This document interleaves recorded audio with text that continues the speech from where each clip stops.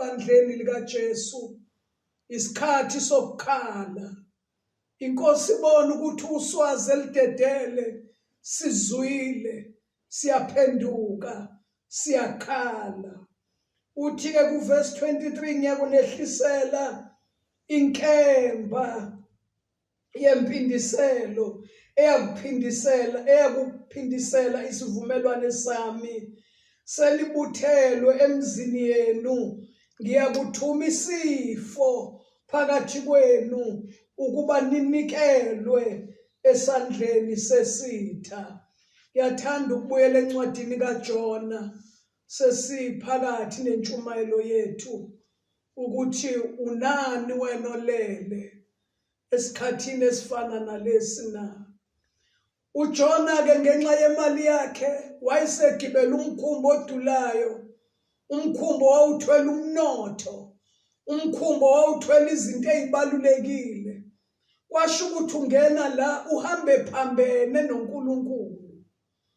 uNkulunkulu wathuma olunye uhlupho emkhunjini owenza kusafarishe bonke abantu abasemkhunjini kuze kuthinteke nezimpahla ezinqabile zomnotho.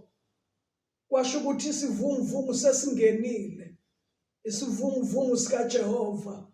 Munye umuntu ohambe phambene la uJona. Kwathi masifika lesi sivunguvungu kwacaca ukuthi umkhumbi uyacwila, amatilosi akhala, enza isinyathelo sesibili, athatha wonke umnotho awuthele emanzini, awuthele emanzini, awuthele emanzini, ukuze kube nendlala nokuhlupheka. Kodwa ngenxa yomuntu ohamba ephambene noNkulunkulu, ekugcineni sebelahle yonke impahla, bethi benzela ukuthi umkhumbi ube lula. Bathola ukuthi kunomuntu olele la ngesikhathi esifana nalesi, ulele udla ubuthongo. Ngicela ukulibuza ibandla likaJesu emhlabeni wonke jikelele ukuthi unani wena olele ngalesi sikhathi na.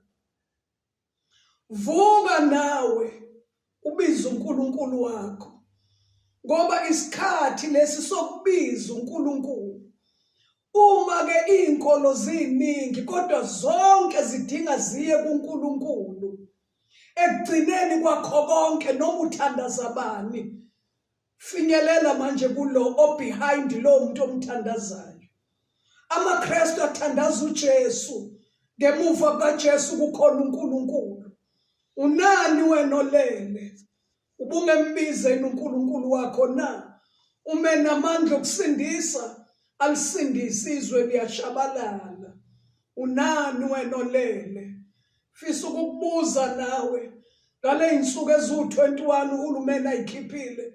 Kungaba zinsuku zokuthosa amaqanda udle ibreakfast elimnandi. Kungaba zinsuku zokumodela endlini yakho. Kungaba zinsuku zokuyingcebelekisa ungaphakathi. Unani wena olele ngesikhathi esifana nalesi na? Isikhathi lesi okwathi uJona esembiza naye uNkulunkulu wakhe, bambuza sebemvusile bathi senzeni ngawe?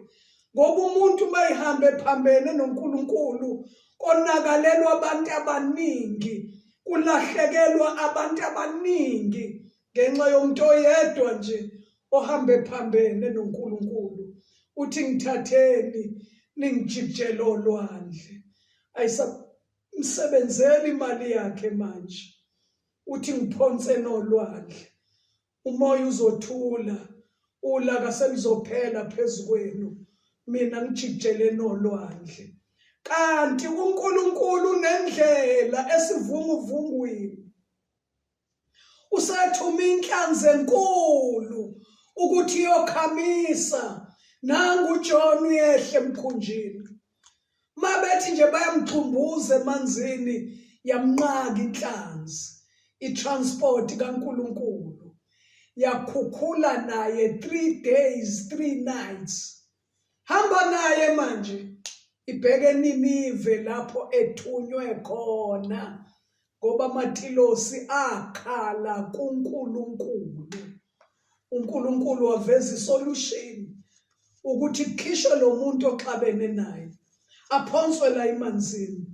Yena waletha inhlanzi, yamthatha uJona, uthi ngisezibilinini zenhlanzi phansi endaweni yabafileyo, uthi ngambiza uJehova. Ngibuza umhlaba ukuthi wena unani, wena olele ngesikhathi esifana nalesi na? Uthi ngambiza uJehova ngiseyibilinini zenhlanzi, athi uNkulunkulu walizwa izwi lami. Ukuthi ukuphi endaweni ejule kangakanani? Ngicela ukusho ukuthi ayikho idistance phakathi komuntu noNkulunkulu, ayikho.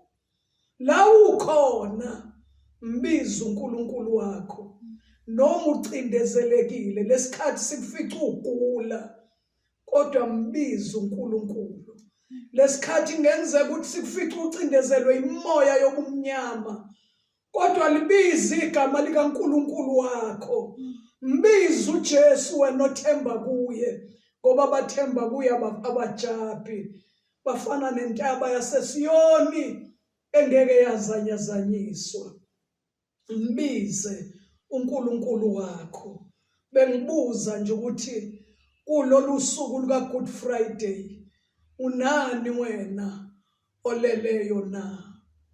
Unani wena osavumbulule izintweni ezindala ucinga izinto ezazikujabulisa? Unani wena olele ngesikhathi esifana nalesi? Inhlanzi yahamba naye njalo uJona, yathi mayofika eNinive yamphalaza, waphuma galagada. Uma esula amehlo eqala ukubuza ukuthi kuphi kulelizwe, kwathiwa iseNinive la. Wakhumbula ukuthi lona lizwe bengilibalekela. Kwasho ukuthi umyalezo namazwi kaNkulunkulu uyaphila phakathi kwakhe. uJona waqala wamemezela, wathi kusele insuku ezingama-40 lo mhlaba ubhubhe. Kusele insuku ezingama-40 lo mhlaba ubhujiswe. Abantu bayayazi indaba kaJona. Wamemeza, wawuzungeza umuzi. Umbiko waze wayofika nakubaphathi. Wafika esikhulwini esiyinkosi yaseNinive. Izwi lenkosi lithi, inkosi yaseNinive yehla esihlalweni sayo. Bekungebe njalo yini kubaphathi bomhlaba? Ke behle ihlalweni, ke baguqe ngamadolo. Inkosi yaseNinive yehla esihlalweni, yakhumula ingubo zobukhosi, yembatha indwangu yesaka, yahlala emlotheni iyinkosi. Yakhala, yakhipha umthetho ukuthi akungabikho umuntu onambitha utho, nezingane ezincelwayo zasuswe emabeleni, nezilwana zisiwanga emadlelweni, namankonyana wasiwanga konina. Konke okuncelisayo akunikwanga ithuba lokuncela. Yathi inkosi, ngithanda la esizweni sami ukuthi yonke into enomphefumulo emakhaleni ikhale. Akushiyo ukuthi nje kuthweni ukhale, vese ukhale, la ukhona ukhale. Kodwa kuyimangaza inhliziyo yami ukuthi nenkosi eyayiphethe indawo yaseNinive yehle esihlalweni. Mangakafiki kulelo zinga lokuthi idalwa ikaNkulunkulu eziphansi komthunzi welanga zisithobe, zikhuleke, zifuna ubuso bukaNkulunkulu, zivume ukuthi wena isiqalo nesiphetho. Thina sonile kuwe ukuze lolu laka lwedlule. Silindele izinto ezizayo ngoba uJesu uyabuya masinyane. Bengibuza ukuthi unani wena olele esikhathini esifana nalesi? Vuka nawe ubize uNkulunkulu wakho asithandaze. Baba